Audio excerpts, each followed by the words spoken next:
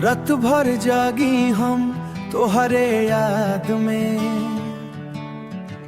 अखिया से झारे लोरिया बरसत में। जवन सपना सजवनी तोहारे संगे जा, ओही सपना टूट गइल धीराट में।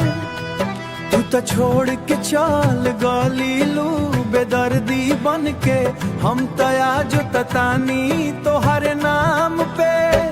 दिलवा के छोटिया अब साथ नहीं खे, रोत मनवा तोहारे इंतजार में।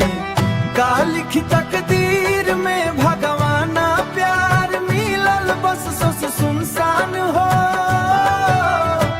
जियरा पे दिन रात तोहारे बिना, तू मना तोहारे बिना।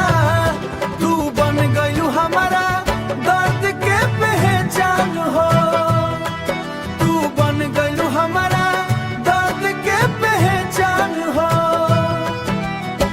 संसनों में बसल रहे तोहार हंसी, आज उहे याद बन के देला सजा।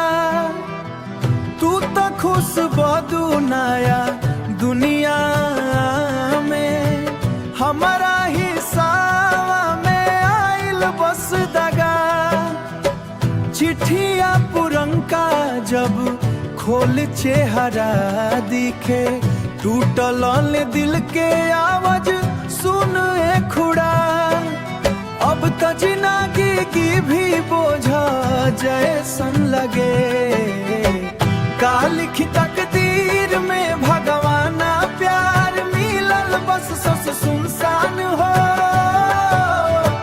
जियरा पे दिन रात तोहारे बिना, तू मना तोहारे बिना।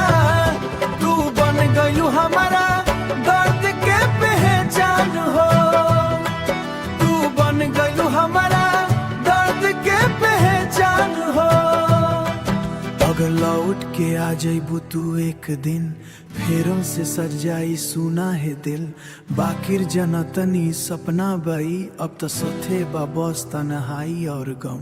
रो रो के थक गइल बनी ए सनम, तोहारे बिना अधूरा लगे हर जन्म।